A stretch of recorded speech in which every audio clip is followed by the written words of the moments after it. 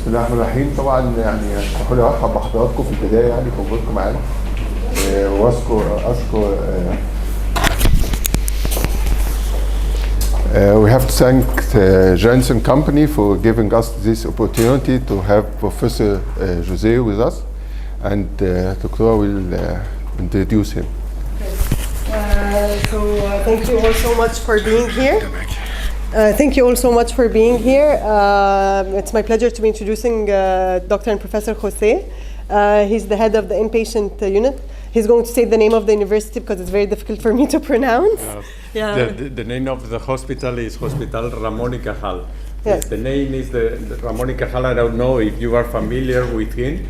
He's our Nobel Prize of Medicine because of his work in the neurons. He discovered that the neurons were different cells individualized, because in the past, in the 19th century, they were thinking that the brain was something very different, like the way we are now thinking, and they thought that it was something like a without neurons and cells. Oh, okay, sorry. Much better now. I don't know if you heard me, because I'm a little deaf now because of I had a cold and my ears are blocked now, and I can't even hear myself. Sorry. Well, it's my pleasure to be here. Thank you very much for your kind introduction and for having me here, having the opportunity to talk to you about schizophrenia and Paliperidone specifically. Okay. Should I start right now? Okay, thank you. And I don't know if I have this. I like to move all around, sorry about that, but hopefully we will understand me. And if you don't understand something, just raise your hand and ask questions. I don't mind to be interrupted. I think it's better to have an interaction and dialogue, because I would like to know if how you treat patients and what is your experience in general. So I'm happy to be interrupted. Well, okay. So I'm going to talk about schizophrenia, as I told you, and in general, and specifically of a new treatment that I know that you have now the opportunity to use it. In Spain, we have experience with this drug from more than 10 years ago, I think, something like that. And I am trying to translate my experience, trying to help you with the drug and the use, and trying to that you can help your patients. Well, I don't know if this works. Okay. These are my disclosures, of course. Well, as you know, perfectly know, schizophrenia is a very complex disorder. You perfectly know the symptoms, the positive symptoms of schizophrenia and the negative symptoms as well, but as you know, there are also affective symptoms and cognitive symptoms. But that is not a big issue, because we have nowadays very good treatments for these symptoms. The problem is that the burden of schizophrenia is more than the symptoms. Of course, the symptoms are causing relapses and hospitalizations and even inducing comorbidities. But the burden of schizophrenia is more than that. It's a social, economic, and personal burden for the patient who is suffering from schizophrenia, because the patient will have a lot of physical comorbidities as well. Schizophrenia has a lot of comorbidities, cardiovascular diseases, metabolic syndrome, and other conditions, and of course they also have psychiatric comorbidities, especially we were talking before about the dual diagnosis. It is very common to have substance abuse as well. Nowadays, I don't know, he told me that it's an increasing problem as well here in Egypt. In Spain, it's almost the rule. The majority of the patients with schizophrenia is also taking drugs, and it's a big issue for them as well. And of course, they will have the social burden because schizophrenia is still associated to discrimination, stigmatization, and many patients will suffer of that. They will be homeless in many cases, and they will suffer of social isolation. So, and finally, they will not find work in the society, a place in the society, and they will be very, very isolated. So, of course, these are patients from the clinic of Krepelin at the beginning of the 20th century, and as you can see, most of them are catatonic. I don't know if you have patients with catatonia. You have here as well. But of course, for these patients, the use of old antipsychotics, the classic antipsychotic, the first generation antipsychotic, could have helped them very well with the positive symptoms. But we are improving our treatments, and we want not only to treat positive symptoms, we want treatments for negative symptoms as well. And we want treatment for affective symptoms as well. And of course, now we will find that new treatments even for the cognitive disturbances that are suffering these patients. So, of course, we have new treatments for them, for the schizophrenia, but still they are suffering the consequences, the burden of the schizophrenia. This is an example in Norway, which is a very advanced country in social matters. But even in this country, as you can see, only 10% of the patients with the schizophrenia will find a work, will find a job.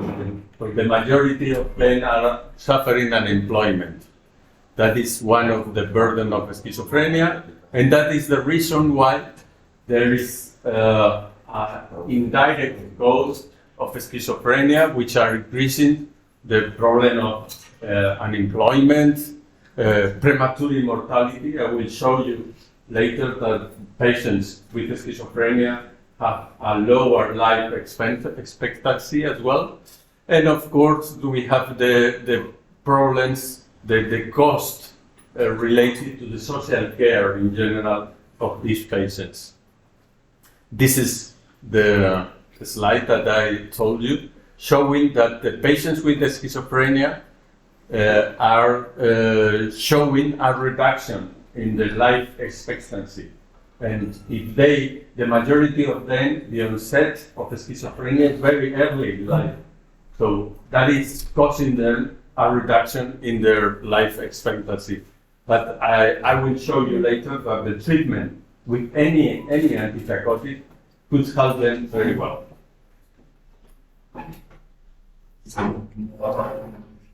Well, what can we do to prevent this very negative outcome of schizophrenia?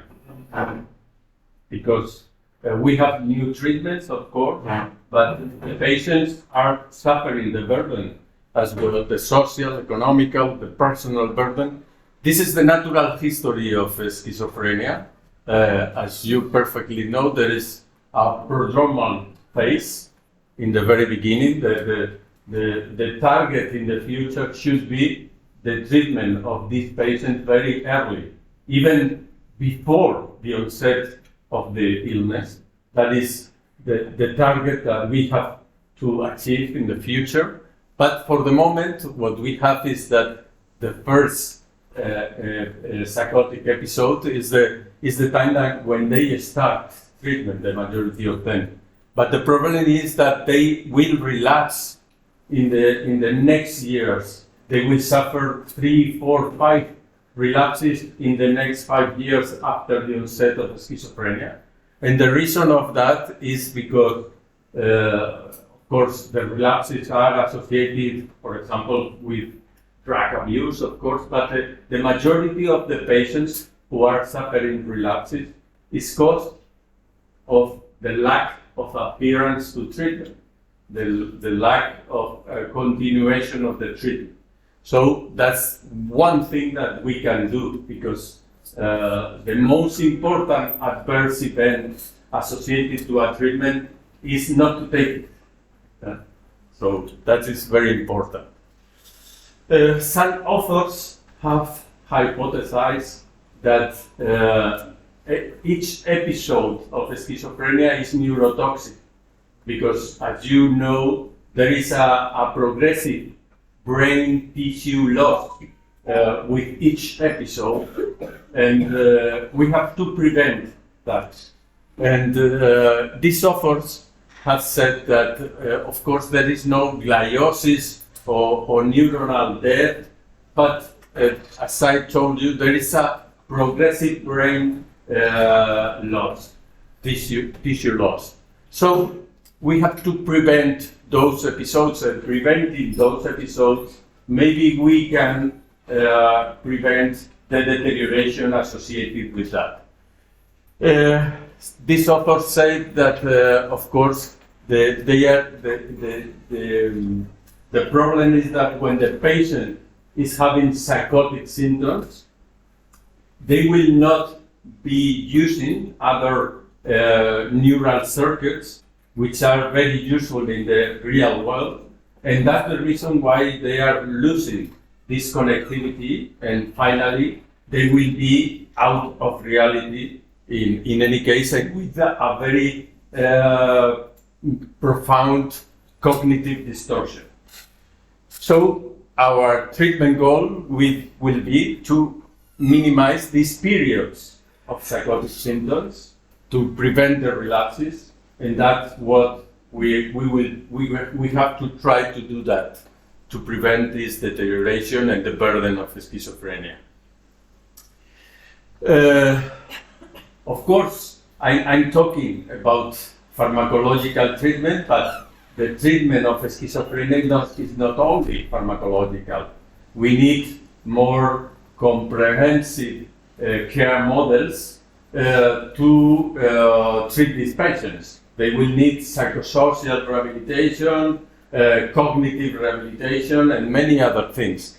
But when, for example, in this study, when they applied what they call Navigate, the Navigate was a very comprehensive care model in the US, and when it was applied to patients who have been suffering the schizophrenia during a long time and with many relapses, the probability of improving with this psychosocial rehabilitation was very low, as you can see in the line, the red line before, sorry. The probability of these patients to improve was even lower than for the standard care without applying this very comprehensive model of care. So what we have to have in mind is that we need to prevent psychotic symptoms. We need to prevent that the patient is not taking medication, to prevent the presence of symptoms of psychosis that will not let our patient to improve, even when we take care of them in a very well conditions, like was the case of Navigate. So we had to achieve the recovery. The recovery is the recovery of functionality, which is the goal of the treatment of schizophrenia. But the problem is that we will have in the way many relapses for the majority of patients. And as I told you, the reason for that in the majority of the cases is not adherence to the treatment. That's the main reason of relapse. For example, this is a program of first psychotic episode patients who were very adherent to treatment. They were taking the treatment during the first months, and they were taking this program during the first year. But in the next 2 years, the patients, the half of the patients, will stop the medication. They are not adherent to the treatment. Even when they have received psychoeducation program and whatever you want to give, they will stop the medication in half of the cases. So this is a very important issue for our patients, especially for the young patients in the early years of the illness. Because as I told you, non-adherence predicts relapse. That is very clear. Non-adherent patients in the red bars, as you can see, after 1 year, patients who are not adherent to the treatment will relapse, all of them, in 1 year if they stop the medication. So this is very, very important to ensure that the patient will take the medication. Which are the factors related to this adherence to treatment or non-adherence to treatment? There are patient-related factors, of course, and all of you have in mind that the main one is poor insight, which is associated to schizophrenia. But there are many others, cognitive impairment, for example, other comorbidities, substance use. But we have also treatment-related factors. Treatment-related factors with the pharmacological treatment. Of course, if a patient is suffering of side effects, will not take the medication because they are always doing such a kind of balance between the benefits that they obtain with the treatment, the improvement in the symptoms, and the complications that they suffer, the adverse events. And they finally take a decision to take the medication if they have more benefits than risk, of course. And environmental factors, of course, there are like social support, family support, the access to the mental health facilities, for example. There will be factors that are influencing in the adherence to treatment. And finally, we have doctor-related factors, which are very important, of course. As you know, it is very, very important to have a therapeutic alliance with the patient. The patient is going to take the medication if he trusts in doctor. That's something that happens in everything in life. If you trust in something, you will do what he is telling you, of course. But the problem is that sometimes we don't achieve that situation. The therapeutic alliance is difficult to obtain in many, many cases. But it's something that we have to work on in order to obtain that adherence to treatment. So if we have in mind these factors, what can we do for improving the adherence of the patient? Of course, we have to improve the patient-doctor relationship. That is something that is not the scope of this talk, but is very, very important. Of course, you have to do psychoeducational programs. You have to improve the social situation of the patients to ensure that the patient is having the opportunity to access to the mental health facilities. Of course, you have many technological resources, many applications that you can use, just like reminders for taking the medication and something like that. And that is other scope for another talk. And finally, we have the pharmacological treatment, that the patient has this kind of balance between the benefit, which is much better than the risk of taking the medication. So we are going to focus on the pharmacological treatment. How can we use the pharmacological treatment to improve the adherence for our patients? Because, of course, we have to be sure that everyone here, and if you are not, if you do not agree with that, of course you can say it, but schizophrenia is a chronic disorder, and we need a chronic treatment, a maintenance treatment, a pharmacological treatment for the moment, for all the life of the patient. This is a study showing that the most important factor that prevent relapses is continuing with the medication that was useful to treat the acute exacerbation of psychosis. Continuing is much better than switching to another antipsychotic. Of course, in some cases we will have to do it, but it's very dangerous in some cases. It's difficult to achieve that in the correct way, but of course, as I told you, sometimes you have to do it. And reducing the doses is associated more with relapses than continuing with the same doses. So that is something that we have to keep in mind.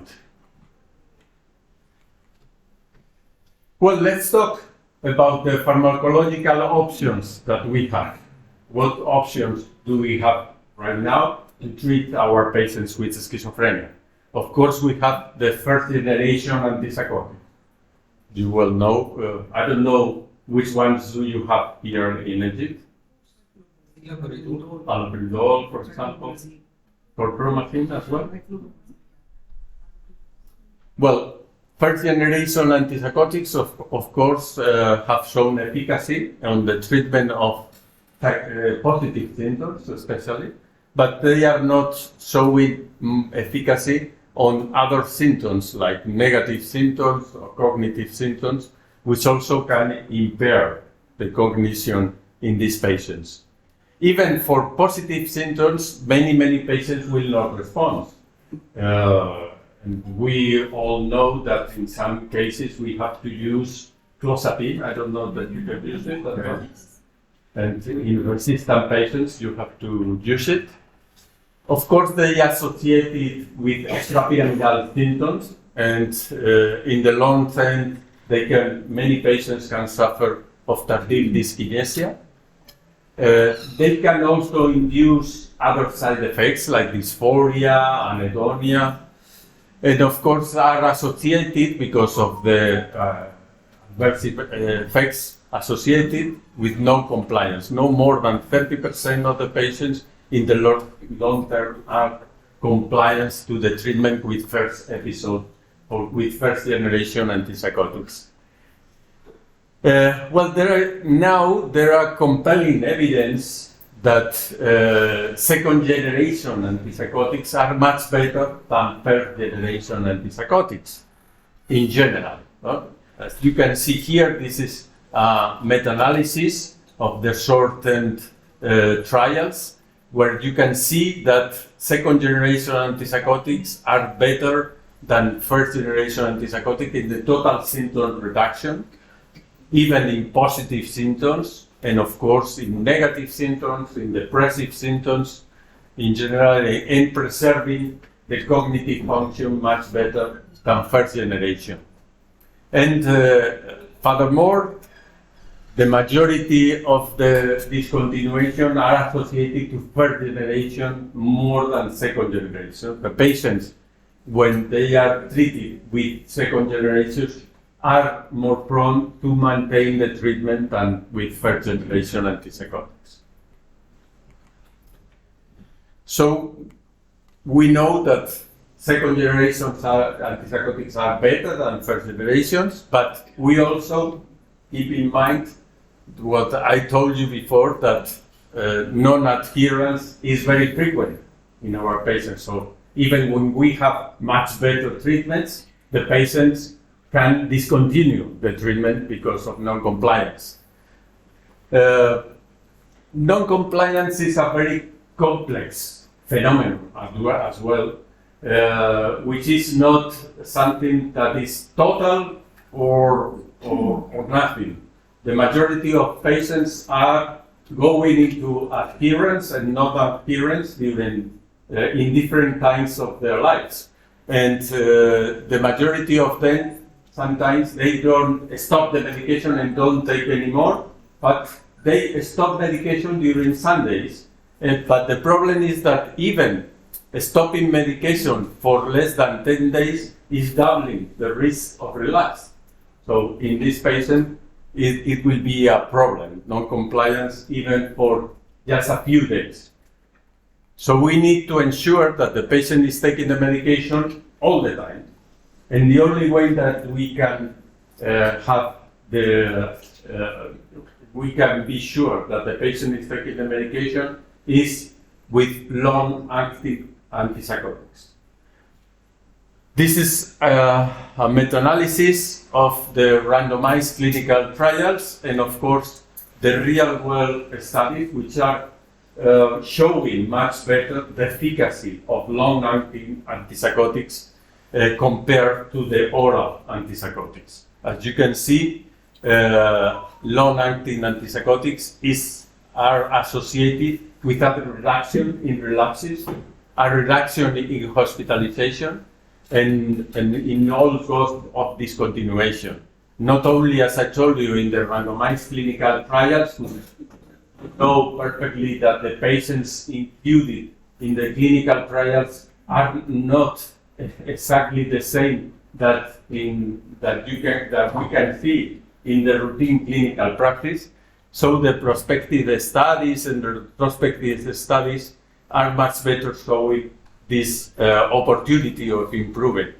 And of course, the mirror image studies, those patients who were on oral antipsychotics and they were switched to a long-acting antipsychotics after that. In these studies, as you can see, the majority of them will show that the patients who are switched to a long-acting antipsychotics are showing less risk of relapses. Only one study, anecdotically, I can tell you that the study in 1984, which is associated to the first generation long-acting antipsychotics. This was the only one showing that oral antipsychotic works much better than long-acting. But in general, of course, are much better. And as I promised you before, this graphic is showing that the use of any antipsychotics is much better than not using antipsychotics at all. The not using antipsychotics is associated with higher mortality because schizophrenia is associated with higher mortality, and the treatment with antipsychotics will improve this situation. As the orange line is showing the effect in reduction of mortality of first generation antipsychotics, oral and long-acting, and the green lines is showing the effect in the reduction of mortality of second generations. But as you can see, the long-acting second generation antipsychotics are the best treatment to reduce mortality, even when you have in mind that many second generation antipsychotics could induce metabolic issues. But of course, schizophrenia is more dangerous than the metabolic issues associated with second generation antipsychotics. So if we have clear that long-acting antipsychotics will reduce the relapse of our patients and will give them the opportunity to implement a comprehensive care model and to improve our patients from the very beginning, from the first episode, why are not we using long-acting antipsychotics for all the patients? That's the question.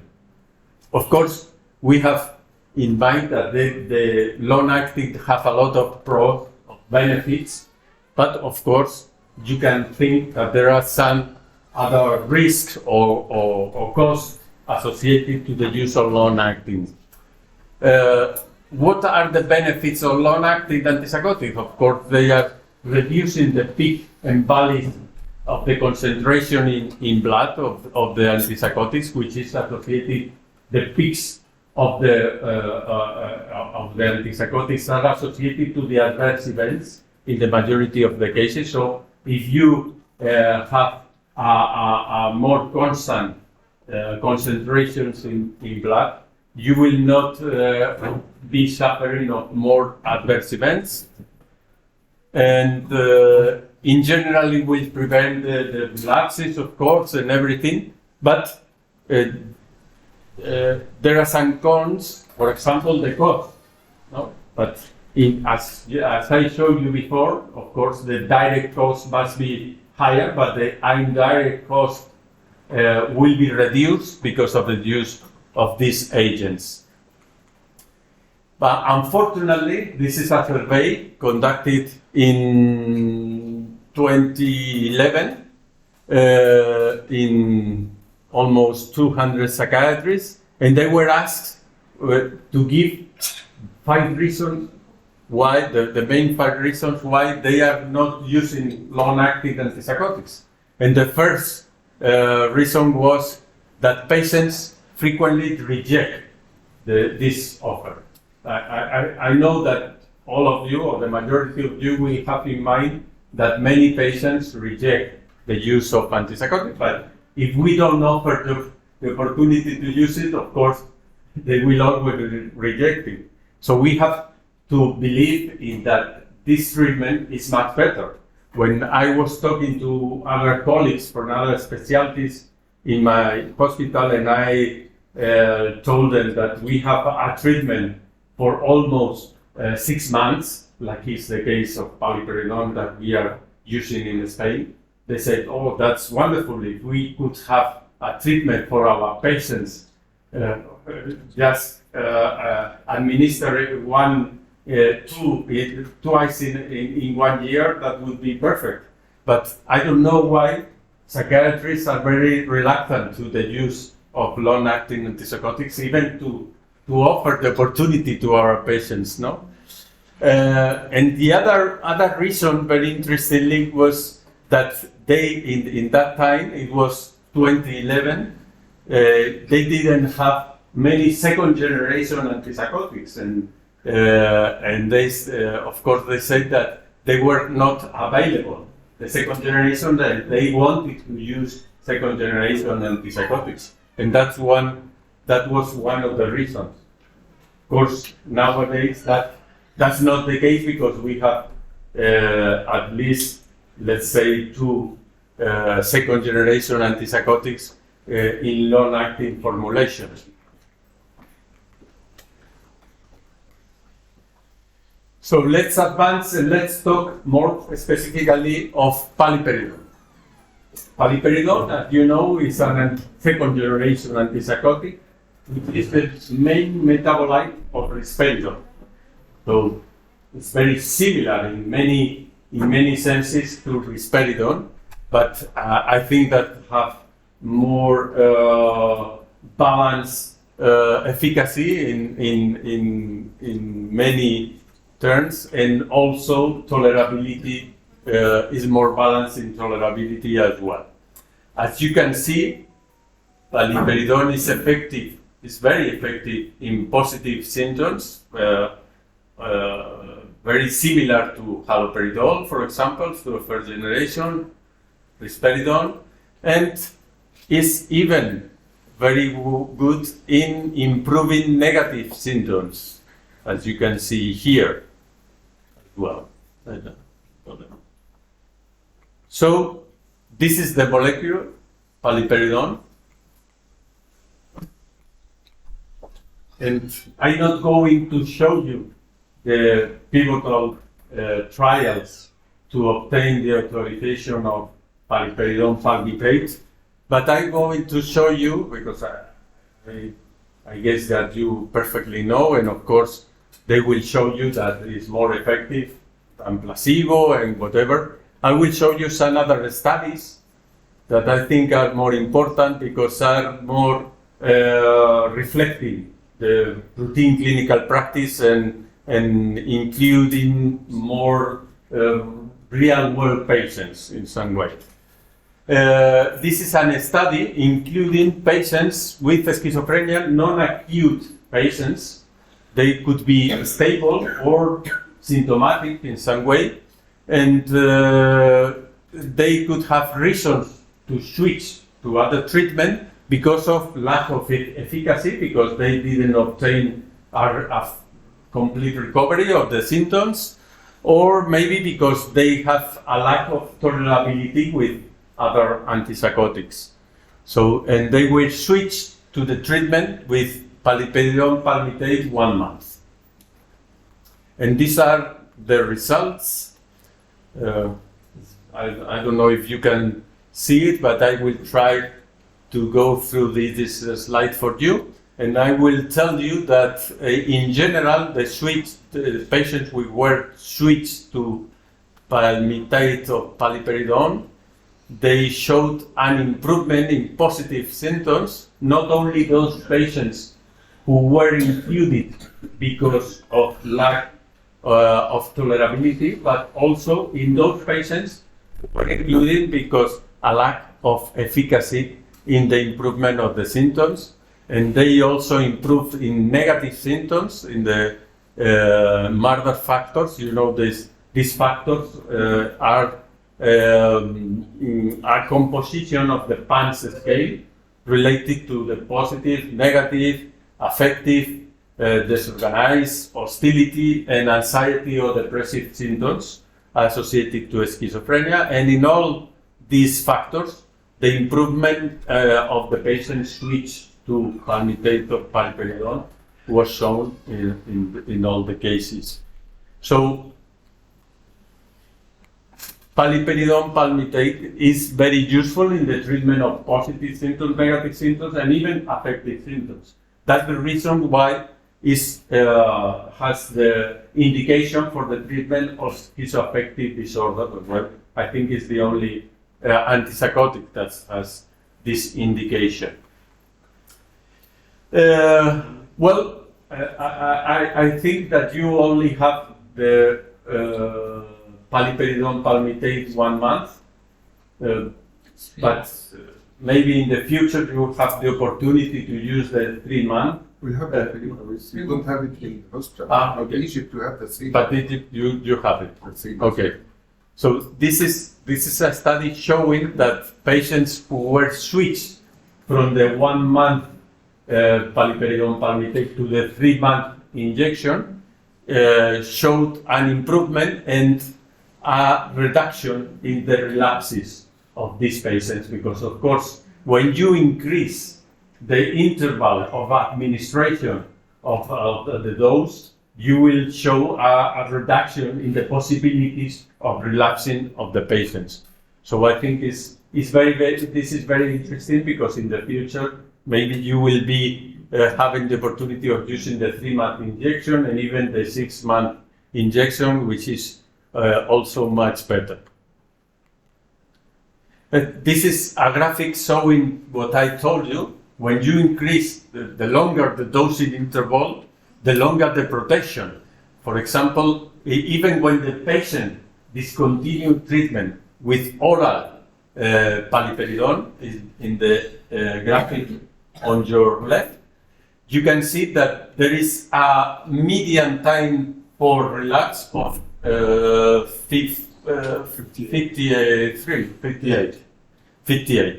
But if you use the 1 month injection, the median time to relapse after the discontinuation of the treatment is 172 days. So you are increasing the risk of relapse, because if the patient discontinue and didn't attend the appointment, you will have the opportunity to contact with the patient and introduce the treatment again. So I think it's much better. And if you use the 3 month injection, you will see that the median time for discontinuation is more than 1 year. So you have more opportunities to retrieve the patient again to the treatment.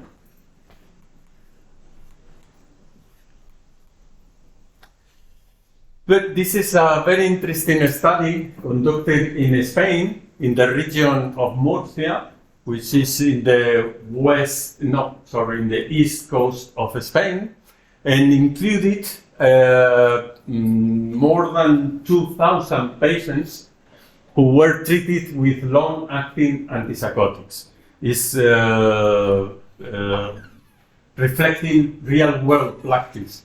And what the results of this study, as you can see here, is this in the first green bar are patients who were treated with oral antipsychotics that were used to compare with the rest. And in the blue bar, you can see that there was a clear reduction in hospital admissions when they use long-acting antipsychotics in general. But if we compare in the center, the green bar with the blue bar, the green bar is the use of aripiprazole 1 month injection. I don't know if you have. I have it. Looks like our hospital, but we have it. So as you can see, the reduction in hospitalization was greater with the use of paliperidone than with the use of aripiprazole. And on your right, what you can see is the reduction of hospitalization, which was the biggest one, with the use of the 3-month injection of paliperidone, showing what I'm trying to tell you. Here is very similar. The hospitalization in the blue line is showing the 3-month injection, and then the 1 month injection, which is much better again than the aripiprazole 1 month, which is very similar to the oral antipsychotic, as you can see. And of course, there will be a reduction in the visit to the emergency room and everything associated with the reduction of symptoms and relapses. And of course, furthermore, if you use injections, what you can see is an improvement in the functionality of the patient. Here is what it was reflected by the patient, by the nurse, by the caregiver, by the physician. They all agreed with the improvement in these patients, that they showed more sociability, they started more activities like sports, and even in some cases they started to work again. Everything is much better associated to functionality. Well, what about the safety issues, the tolerability issues associated to paliperidone? In general, it's very well tolerated. It's not inducing many side effects like extrapyramidal symptoms or weight increase. Here we can go. Here you can see that weight increase was associated in 10% of the patients, which is not too bad for antipsychotics, for second generation antipsychotics, just 1 in 10 patients, something like that. And other issue which has been very discussed about the use of paliperidone is the increase in prolactin, which is more associated to first generation antipsychotics, and maybe is the second generation antipsychotics. Paliperidone is one that is increasing more hyperprolactinemia. But what you have to take in mind is that adverse events associated to this hyperprolactinemia was very low. Here you can see that it's not achieving even 5% in the case of women and only 1% in the case of men.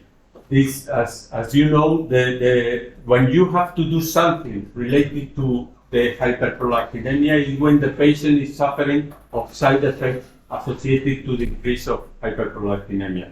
In the other cases, you have just to take care and sometimes take a blood test and whatever, but you don't need to do something if the patient is not suffering of a side effect. As I told you before, the Parkinsonism, extrapyramidal symptoms was really just using anticholinergic medication was in only 10%, 11% of the patients. And akathisia, which is more associated to other antipsychotics like aripiprazole, was very low as well, 5% of the patients. And the increase in body weight was only in 10%, as I told you before. Well, let's talk about how to administer paliperidone. Some take-home messages about the use of this formulation. Forget about the doses, which are the doses for the commercialization in the US, because as you know, the 234 milligrams is equivalent to the 150, because they are included all the paliperidone palmitate, not only of paliperidone. The formulation you have is 150 and 100, which is the equivalent to the paliperidone dose only, not only the paliperidone palmitate. So, as you know, the first doses should be 150 for the majority of the patients to achieve enough blood concentrations. But of course, you have to be flexible. In some patients, sometimes you have to use lower doses or even higher doses in some cases, but the recommended dose is that.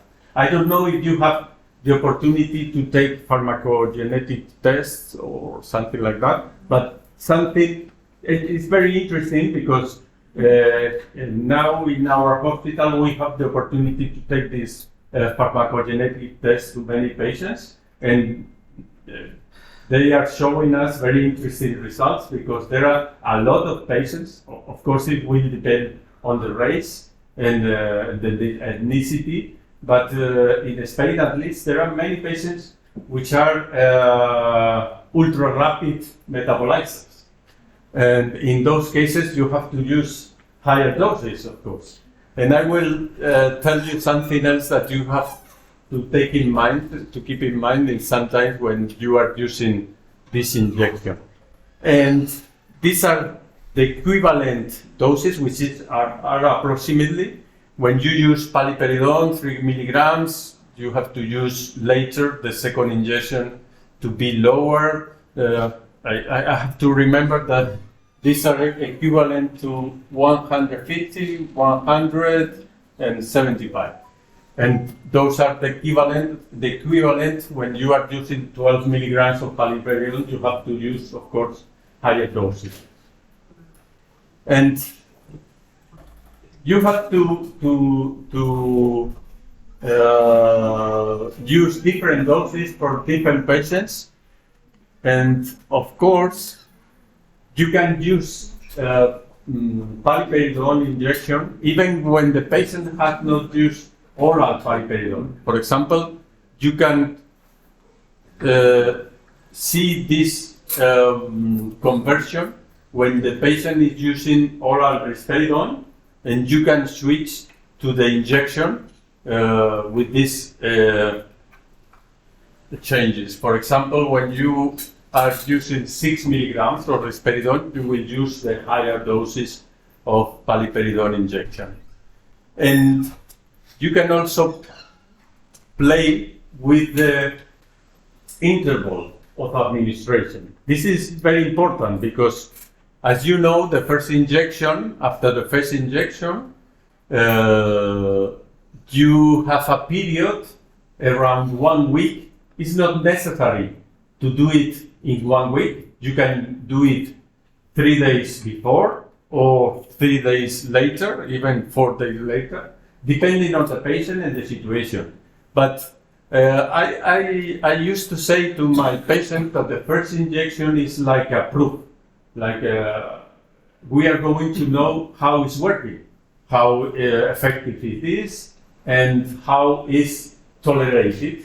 And you can see in 5, 7 days, 9 days even, how it's working with the patient. And in that case, you will administer the second injection and in the correct dose, depending on how the patient, the previous doses is working. I don't know if you understand this. Yes. And furthermore, the second injection, the maintenance injection, you can do the same. You don't need to work to wait for 4 weeks. You can administer in 3 weeks, and this is very important because in the ultra rapid metabolizers, you will need to do the second administration before. You will need to do it each in 3 weeks, for example, and especially in very ischemic patients who are have a low fat in the body. As you know, paliperidone is lipophilic.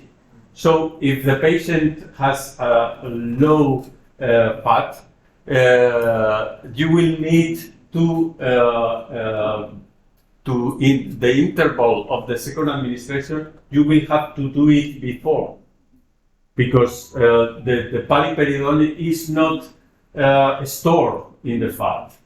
So this is something that you have to keep in mind because it's very important. Sometimes the relatives are saying, "Oh, I think that 4 weeks is too much," and we are showing the patient is showing symptoms before, and maybe it's better to do it earlier. And that's the reason, because these ischemic patients will need to do an interval of maybe 3 weeks in some cases. So these are the conclusions, and if you want, we can discuss later about your experience and how are you using this new formulation. And I would say that schizophrenia is a very complex disorder, very difficult to treat in many cases, and non-adherence, as I showed you, is a main reason for relapse, and it's very important to prevent relapses in order to improve our patients' outcome and to give them the opportunity to enroll in programs, in comprehensive care models that could increase the opportunity to improve the functionality. Long-acting antipsychotics are very good formulations, even from the very beginning, because as I showed you, even patients with the first psychotic episode will be not adherent to treatment in the next years, and it's very important period of their lives. And I show you that paliperidone palmitate is effective and safe, and it's a very good choice for these patients. Thank you very much. This is our hospital. We have many things that you can see, and this is the monument to Ramón y Cajal, our Nobel Prize. Thank you. Very nice lecture. Hope everyone gets benefit. And I think you said about the pharmacological test and the metabolism for every patient, because we really face this issue in Egypt here, even with my patients. Some of the patient and family patients ask for taking the injection 3 weeks or 4 weeks, and some of them ask to take it because the patient is very certain and very controlled. They ask if they can take it for every 5 or 6 weeks. Yeah. If it is okay with them. Yeah, it depends on the patient, of course. It's very different because the indications of the recommended administrations are only recommendations, but we have to give the regions and individualize for each patient. Can you tell us more about this test? What can we do? Because we don't do any test for the patient. The test was patient before we give him the injection to control or to measure his metabolites.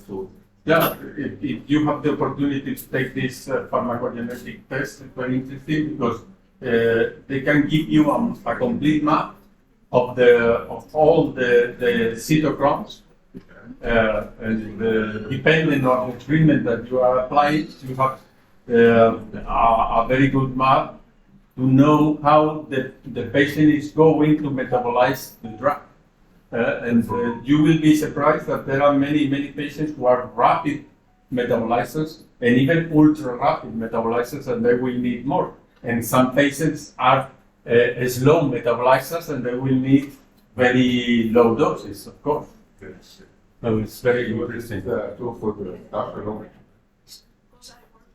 Is it approved in routine? Is it approved? You mean that is normal? It's approved for adolescents. But I'm not sure. I think so. Yeah, then tell me that it's not approved. From 18. From 18, not for adolescents. Below this age, it is not. It's not. I'm not. Even in tablets, they put tablet form. Tablets are from 15. Invega tablets from 15 years old, but Invega. أنا سمعت حكايات من 15 سنة دي. I heard about 15 years. Yes, Invega I tablets. don't know what about the injection. I don't read psychiatry for adults. Invega tablets من 15 سنة. Invega بس هو السنة دي أنا كان مرة حصل بيني وبين حد ديليت على الانجكشن.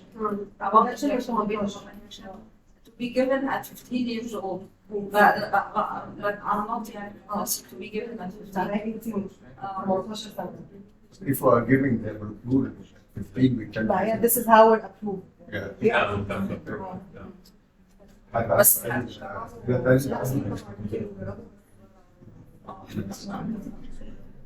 Unfortunately, we don't have many indications within our for everything.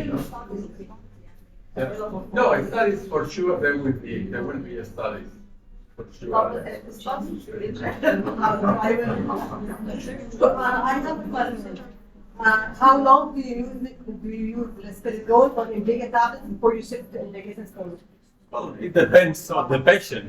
For example, many patients have been before on Paliperidone or risperidone and they relapse.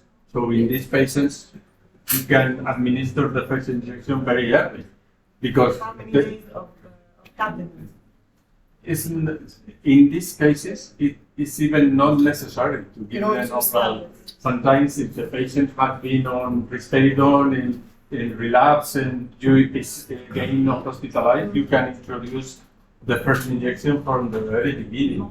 But in general, in patients who have not been on a long-acting antipsychotic or they have not used paliperidone or risperidone, I would wait for the improvement of these patients, which is usually shown in the first week. As you know, if the patient is showing an improvement in the first week, that is a good chance that the patient is going to improve in 2 weeks or 3 weeks. So in general, in these patients, when you are showing at least a partial response to oral treatments, I would suggest to introduce the injection in the first week, something like that. Not that patient will show the improvement in the symptoms, but I will check the tolerability of the patient. Because the patient, I tried it for many years in Saudi Arabia for 5 years, and I tried the long-acting for a year for Sustaina and Tropical. It really has a very good response, and the patient will, some of them restore their life and will start work again. But I have some points. The hypoglycemia is evident. And they don't complain. Maybe out of the ethnicity, the genetic factors, but they have symptoms and symptomatology, including sexual dysfunction for the male and the diarrhea for the female and the amenorrhea. But and we used to manage this ratio by adding albuterol 5 milligram and it improves. Except for one patient, he was regarding need and first result has schizophrenia and he could improve on Vegas schema, but the prolactin was exceeding high. This one, I had to, But that's it's just for just function. But did you have a lot of patients experiencing adverse events associated to hyperprolactinemia? Yes, I know. And I tried for some of them to postpone the dose, increase the dose you have for the infusion, you have 75 mg, so I will give it after every 5 weeks. يعني somewhat improve the condition, but adding albuterol Is enough. once I tried for the patient with the OPD, it was very naive and he has a bit this is once one patient for everything. But what is a very big Of course, I think it will depend on the rate and the ethnicity. Because in Spain we don't have very high elevations of hyperprolactinemia. The first thing the patient complained of antipsychotic is increased sexual performance and erectile dysfunctions. And when I'm going to check, we found the prolactin is very low. And corrected. It is corrected within 2 to 3 weeks by the albuterol, and that's good news. Yeah, that's correct. The first choice in case of hyperprolactinemia is to introduce aripiprazole. Of course, you can reduce the dose. Sometimes it works. Not always. Not always, but the first choice maybe some aripiprazole or aripiprazole. And only in some cases that is maintained, because you have to start. Yes. And this has concern. Once the patient has concern, we have to therapy. Thank you for your experience. Okay, is there any more questions or yes,